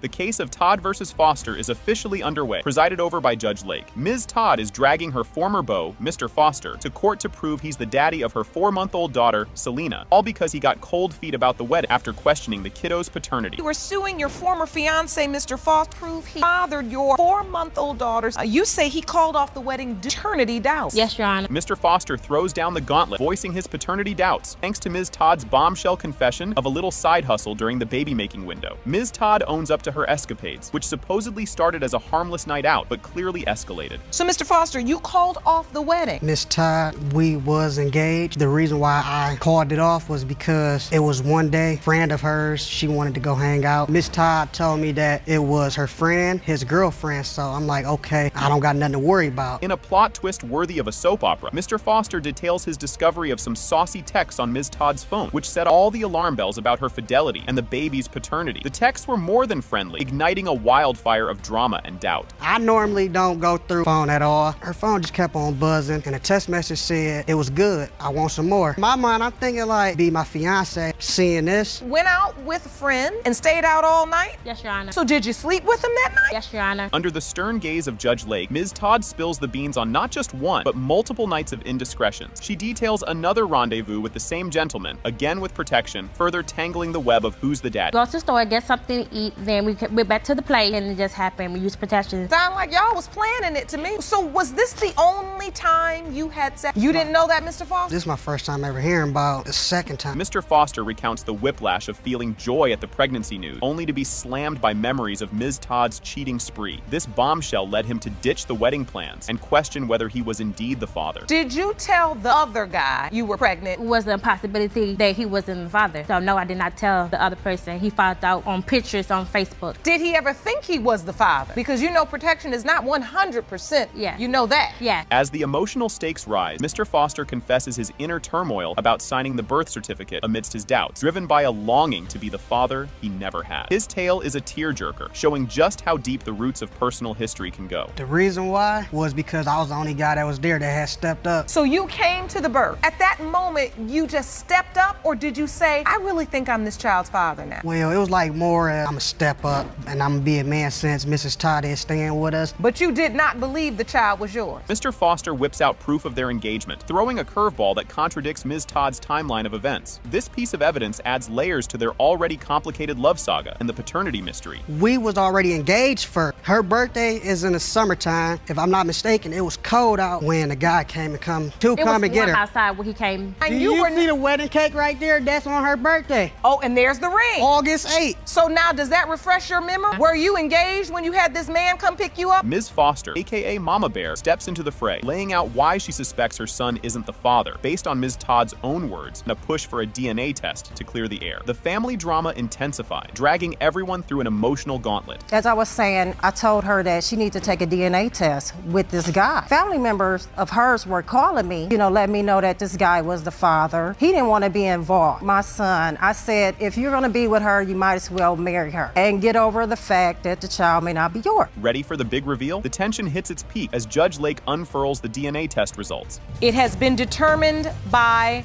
this court. Mr. Foster, you are her father. Oh, I told you you was her father. Can you believe this drama unfolding right here? Mr. Roll asserts he is not the father of Miss Gadelian's twin daughters, adamant in his belief that her infatuation is the only reason she's pointing the finger at him. He paints a picture of Miss Gadelian's behavior as over-the-top obsessive, detailing her relentless presence around him and her sneaky snapshot tactics. If you thought this was juicy, just wait until you hear what's up next. Mr. Roll, you are here to prove you are not father of Miss Gadelian's twin daughters. You say she's infatuated with you, and that's the reason she wants her babies on you. Yes, Your Honor. Did that just happen? Out of the blue, Miss Gadelian stands her ground, confidently declaring that Mr. Roll is undoubtedly the father of her twins. She paints a heart-wrenching picture of abandonment, detailing how he left her to fend for herself with 2 babies, her heart shattered into pieces. The drama ramps up from here, so keep your eyes peeled. You say there is no question Mr. Roll is father of your twins. You say he left you with 2 babies and a broken heart. Yes, Your Honor. Wasn't that a plot twist? In a turn of events in court, Mr. Roll dives deep into Miss Gadelian's so-called obsessive antics, accusing her of taking countless photos of him without his permission and practically haunting his workplace. This revelation dives into the nitty-gritty of their complicated interactions, highlighting a serious clash over personal boundaries and alleged over-the-top behavior. Buckle up, because the courtroom revelations are about to get even more intense. Your Honor, she's obsessed with me. She would take pictures of me. We would sit there, she'll walk past my job, staring at me. Then when me and my ex broke up, I seen just numbers of pictures that I never seen before. I didn't even know it was being taken. You said you saw pictures you never knew were being taken. Did you catch that curveball? Miss Gadelian retraces the seemingly innocent beginnings of their romance, starting with light-hearted flirtations during work breaks, evolving into more meaningful social media banter. She emphasizes the normalcy of their budding relationship, spotlighting the mutual interest that gradually scaled up. You won't believe what happens next, so stay tuned. On breaks and stuff, I would go over to his job and get drinks or whatever. Player, you would say. He would flirt with everybody there. He was flirting with me. I was flirting. We started writing on Facebook and whatnot,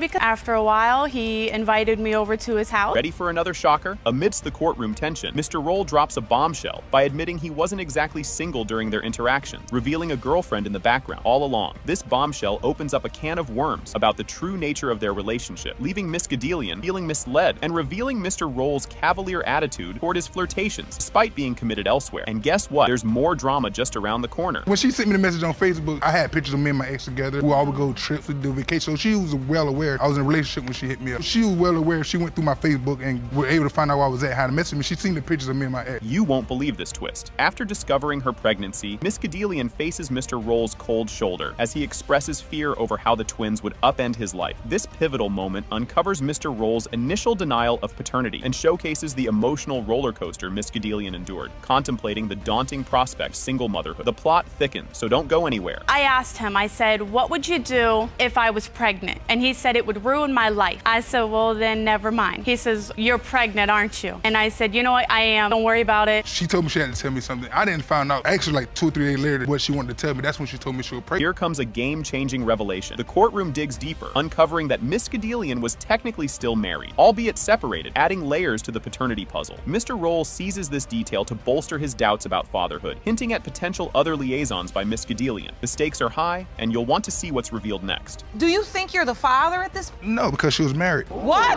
Your Honor, I was in the middle of a divorce. I had been separated from my husband for over a year. We were in the middle of a divorce that I was trying to divorce last a very long time. And I was told she said slept with someone else. Like, in my mind, I'm sitting there like, it can't be mine. It's from people I work with, and also people that work, partners she work at also. Can this get any wilder? As the heat turns up, it's disclosed that another man not only signed the birth certificate, but was also present at the twins' birth. This bomb drops amid escalating tensions, questions and unresolved conflicts between Mr. Roll and Miss Gadelian, with both navigating a minefield of betrayal, responsibility, and past decisions refuse to stay buried. Hang tight, because the courtroom drama is far from over. In my mind, as another man on the birth certificate, another man was there for the birth, another man cut the umbilical cord. So in my mind, I would have some part. You would have reached out to me at some point in time. I asked him if it was okay before it was even done, and he said he did not care. Approaching you and saying, look, I have a boyfriend now and he wants to sign a birth certificate. Hold on to your seats for this jaw-dropping moment. Into the courtroom steps Mr. Taylor, taking on the role of father to the twins amidst the ongoing dispute about their paternity. His commitment to the children, irrespective of biological ties, starkly contrasts with Mr. Roll's reluctant denial, illustrating the profound differences in their views on fatherhood and moral responsibility. The climax is on its way, and you won't want to miss it.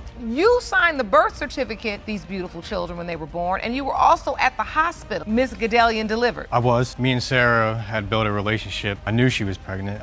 Obviously, I knew they weren't mine. There was rumors that they were Willie's. There was rumors saying that they weren't. After our relationship, I didn't care. I just knew that the man wasn't around. Are you ready for the grand finale? Tension reaches its peak as Judge Lake prepares to unveil the DNA test results. It has been determined by this court. Mr. Roll, you are their father. Right out of the gate, things are heating up. Miss Palmer and her twin sister storm into court, guns blazing, ready to throw down over who their real daddy is. They're not just here to stir up drama. They want DNA proof that Mr. Palmer, the man on the defense bench, looking like he'd rather be anywhere else, is their biological father. Despite their fiery entrance, they're on different pages about what they actually want from him, which only adds to the soap opera vibe. Mr. Palmer, with a face that could curdle milk, swears up and down it's not him because their mom was already pregnant when they met. As the twins raise their eyebrows, so do we. Grab your popcorn, folks. This is just the warm-up. Petitioning the court for a paternity test to prove the defendant is your biological father. That it is impossible for you to be the biological father of the Palmer twins. Can you believe what just happened? Miss Palmer is up next, spilling her guts with a mix of heartbreak and a dash of righteous fury. She's absolutely gutted that Mr. Palmer, a man she's called dad, in her heart if not in person, is now denying everything. Flashbacks to childhood memories flood the courtroom as she recounts those fleeting moments they share, painting a picture of a dad who's there 1 minute and ghosting the next. Her twin backs her up, adding her own color commentary to the sad family portrait. As the tension mounts, you'll want to stick around because the tea is about to spill. I was playing in the backyard with my sister's father, and I ran to the front of the yard, and so happened he pulls up. Hey, twins. And he zoomed off. I remember at 8 years old, him coming. Hold the phone. Did he just say that? In a jaw-dropping turn, Mr. Palmer throws down the gauntlet, denying he's ever laid eyes on these two. The twins are having none of it, serving up a heated rebuttal with a side of, "Are you kidding me?" This standoff has the courtroom buzzing as they detail every chance encounter with a man who seems to have a PhD in hit-and-run parenting. Their frustration is palpable, and Mr. Palmer's denial are about as sturdy as a house of cards in a windstorm. Don't touch that die, because the sparks are about to fly even higher. It was a time when we were 11 years old, right? Came home from, then you have a big brown van. Oh, we my came God. home with There's our something mother. wrong with this as soon brain, as young. we walked in, this man, you guys look just like he was sitting at our kitchen table. Just when you thought it couldn't get more tangled, here comes the Backstory Express. The court dives into the nitty-gritty of timelines and possible deceptions, with Mr. Palmer narrating a tale that sounds more like a daytime TV plot than real life. He claims he was duped about the pregnancy timeline, using it as his get-out-of-fatherhood free card. The details pile up, and so do the doubts, as everyone tries to keep up with his story that's slipperier than an eel. The stage is set, my friends, for revelations that might just flip the script. Here's number one. She's already pregnant. My mother was a You better virgin. watch out. Yeah. This before we even talk. Well, As I start took her talking to a home with my pregnant woman. sister, they worked together. I dropped them off. We got to know each other a little bit. Wait, did he just drop a family tree bombshell? Mr.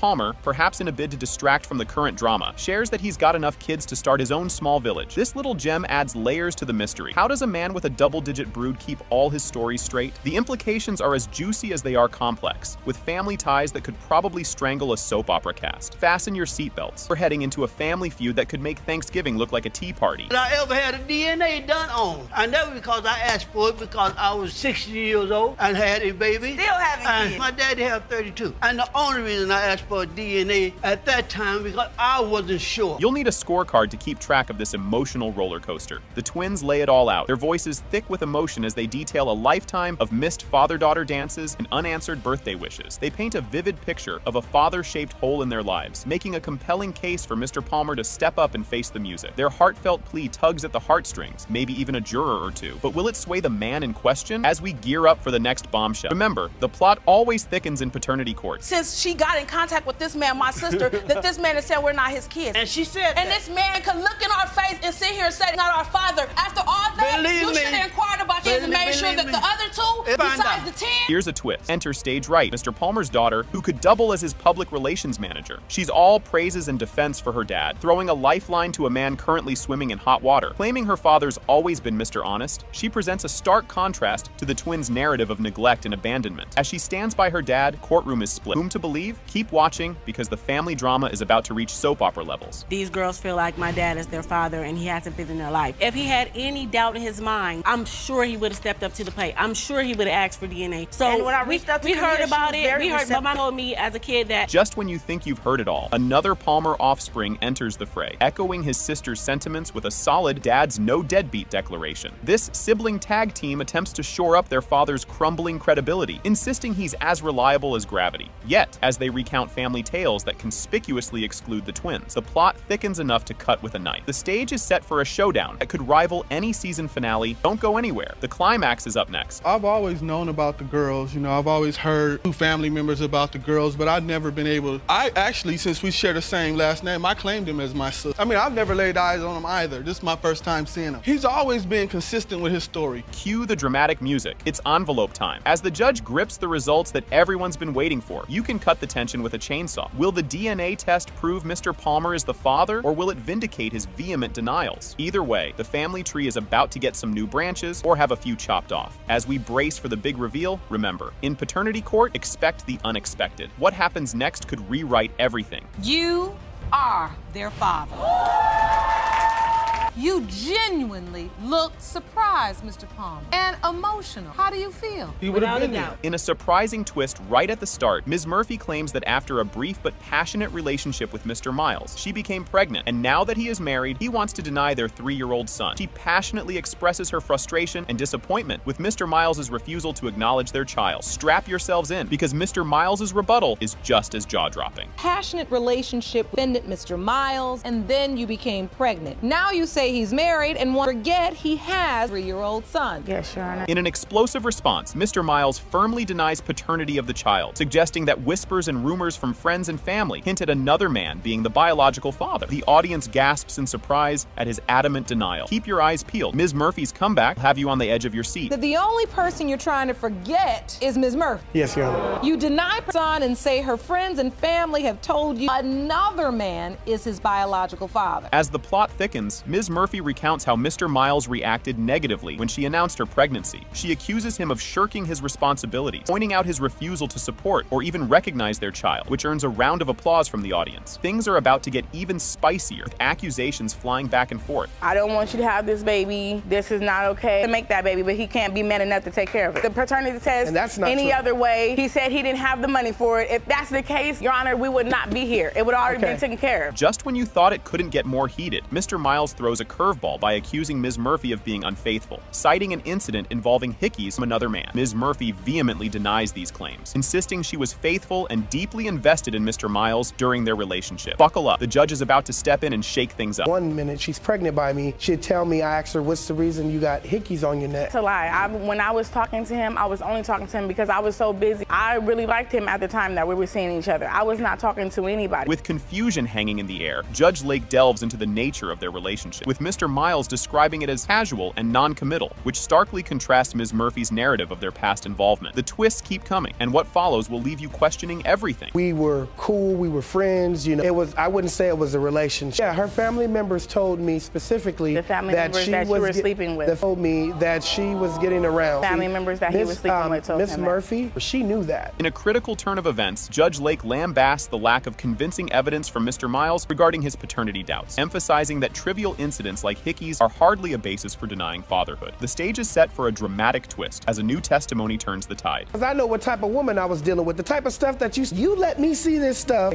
You don't got no stuff. The hickeys on her Never neck. had hickeys Yeah, yeah. before. Thank you. Okay. So move My forward evidence from is that. this. My evidence is that every male and female know what sex smells like. She came over to my house. Raising the stakes, Mrs. Miles, the current wife of Mr. Miles, steps up to testify, shedding light on the timeline of her relationship with him and her discomfort with the chaotic introduction to Ms. Murphy's child situation. situation. What she reveals next will definitely stir the pot further. Come on now. And the child is 3 years old. I went over there nowhere. Almost 4 years. Almost 4 years. He's not even out. I know nothing about Tanisha or Takori at all. I found out we got together in 2012. In a heartfelt moment that might just soften the hardest of hearts, Mr. Narvaez, who has acted as a father figure to the child since he was 2 months old, shares his deep emotional connection with the child, asserting that his role in the child's life is unwavering, regardless of the biological ties. The moment of truth is up next, and it's a game changer. Not biologically, but like everything he know, I teach him. He got favorite colors. We play games. I taught him his colors. I taught him his numbers, his ABC. When he wake up in the morning, the first thing he do, he wake me up. Daddy, I love you. Good morning, Daddy. In a climactic reveal, the tension hits its peak as Judge Lake reads the DNA results, confirming that A 3-year-old Takori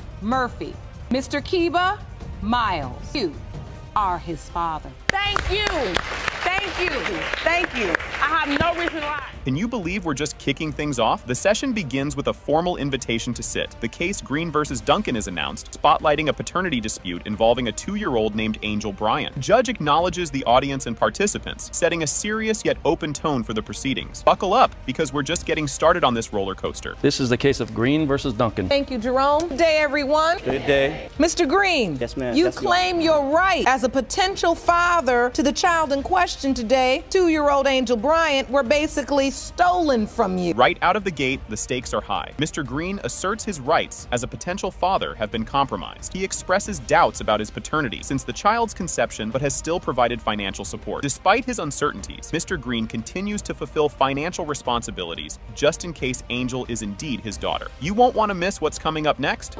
You say at 56 years old and having never fathered a child previously, yet you maintain financial responsibility for Angel just in case she's indeed yours. This part's a real jaw-dropper. Ms. Duncan admits to having been intimate with another man during her relationship with Mr. Green, but insists Mr. Green is the father because the other man used protection. Shockingly, she reveals that both men are currently paying child support, eliciting gasps from the audience. Hang tight, because there's more where that came from. To sleeping with another man while with Mr. Green, but say you're positive is Angel's father because the other man used protection. Green is solely supporting the child, and you admit that both men are currently paying child support. Here's where things start to twist and turn. The backstory of how Mr. Green met Ms. Duncan unfolds. They started their relationship cautiously, eventually becoming intimate. Ms. Duncan acknowledges she was not fully truthful about her other relationships, increasing the complexity of the paternity issue. Keep watching, the plot thickens. I was out, of course. Staggering a little bit, walking home alone from the club. Then shortly thereafter, you guys began dating? I don't have sex. I'm not a sexually active person. We did not sleep together, and this was about 3 months later. Waited, which is good, got to know one another, and then you had a sexual relationship. That's correct. This segment turns up the drama notch. Ms. Duncan describes her unexpected pregnancy discovery. She initially informed Mr. Green, who was stunned by the news, given his age and lack of prior children. This moment intensifies when Mr. Green mentions his reason for pursuing clarity in court, wanting the truth to come out. You'll definitely want to see what happens next. They took me to the emergency room and they told me that, and also, congratulations, you're 9.5 weeks pregnant. Really? She was the first person you called? Yes. And so what was your reaction? Were you happy? I just couldn't believe it. I was in shock. You were 54 years old. Yes. You never had Yes, another child. No, Your Honor. And just when you thought it couldn't get more intense, Mr. Green recounts the moment Ms. Duncan hinted the child might not be his, which came around 6 or 7 months into the pregnancy. This revelation, discussed, leads to a heated exchange about the timing and truthfulness of Ms. Duncan's admission, deepening the emotional and legal entanglements. Strap in for the revelation that's about to unfold. And she told me, she said, well, the baby may not be yours. That's after 6 or 7 months. Of pregnancy or Yes. when the baby was born? 6 or 7 months during pregnancy. And that's why I found out the baby may be. Yes, That's I told just you what those that. I exact told words. you that I was what? Okay, 3 months. Now you're 7 gonna months. tell I'm 6 or 7 You was months. about to have the baby. Every revelation here adds a new layer of complexity and shock. The drama peaks when Mr. Green discusses the birth of the child, noting his absence due to not being informed, a point of contention and sorrow as he missed a significant life event. Ms. Duncan admits her mistake in hastily assigning paternity on the birth certificate, acknowledging it may have prematurely defined familial roles. Next up, the emotional stakes are through the roof. I felt you didn't want no child, and the man. Well, you could have left it blank. If your heart, if you know who the dad is, you can let it be signed. Get what you can I'm get not from him. playing with him. Get what you can get from me. No, oh no. Really giving me nothing. I know that. How would Paying you feel if I do the same thing to you if I was vice versa? paying you. Brace yourself. The moment of truth is near. The climax occurs from as the judge prepares to deliver the DNA test results, a moment filled with high emotional stakes. Mr. Ronald Green, you are not her father. Can you handle this curveball? Ms. Manship's devastating discovery and search. At age 10, Ms. Manship's world turned upside down when she learned that her dad was actually not her biological father. Stunned and devastated, this bombshell kicked off a 20-year scavenger hunt to find her real dad, with nothing more than an old photo, a name that might as well have been a needle in a haystack. Buckle up, the emotional roller coaster is just picking up speed. Ms. Manship, at the age of 10, you were shocked and devastated to learn that your dad was not your biological father. That began your 20-year search to find the man your mother claimed is your father. After your exhaustive search to find him, you came up with nothing. Just when all seemed lost, the court miraculously tracked down Mr. Laup, who's about to make an entrance and meet Ms. Manship and her mother for the first time in over 3 decades since their dramatic split. The room is charged with tension and anticipation, like a finale of a reality show. Get ready, because the drama is about to dial up a notch. Well, Ms. Manship, this court has located him, and he will join us in a moment. This will be the first time meeting him, first time seeing him since they broke up more than 30 years ago. But before we bring in the defendant, Mr. Laup, in walks Mr. Laup, totally clueless about the existence of Ms. Manship until a recent bombshell phone call from the court. His bewildered expression could rival a sitcom scene. He denies any knowledge of her, setting the stage for some jaw-dropping moments. The next part is a tear-jerker. Make sure you have tissues handy. When the court contacted me just recently. You never knew she existed. No, Your Honor. No, Your Honor. But you did have a relationship. Yes, Your Honor. You remember that. I have to yes. ask, is this you in this photo? Yes, Your Honor. We know we at least have the right Mr. Laup. How does that make you feel, Ms. Manship? Relieved. Ms. Manship shares her tireless efforts to find Mr. Laup, from internet deep dives to asking strangers in chat rooms if they knew her dad. True detective in the making. Her dedication is both heartbreaking and oddly inspiring. Don't go anywhere. You'll want to see how Mr. Laup reacts to all this. Since my early teens, I've searched everywhere. I've searched phone books. I've searched online. I've asked people, and I've never had a response from, in the past 20 years, nobody has ever given me even a single detail or where he lived, if he has any family. I don't know anything. You had no hope until this court tracked him down. Yes. The plot thickens as Ms. Lutman dives into the soap opera of her past relationships, with Mr. Laup and another mysterious man making the paternity question as clear as mud. As they untangle the timeline of who was where when, the suspense builds. It's like a reality TV show cliffhanger, and you'll be on the edge of your seat. Well, I only wanted to keep one. You did? I was really happy with this man. You were very happy with Mr. Laup? Didn't want to stay out of the picture. He said he had to get back to Arkansas and take care of business. Me and my ex got back together, and about a month later, I started getting symptoms, and I was with my ex, so I figured it was my ex's baby. So we just continued all the way up until I had her. Hold your popcorn. It's the big reveal. Paternity results revealed. Drum roll, please. Jerome hands over the paternity test results, and boom. It has been determined by this court. Mr. Laup, you are the father.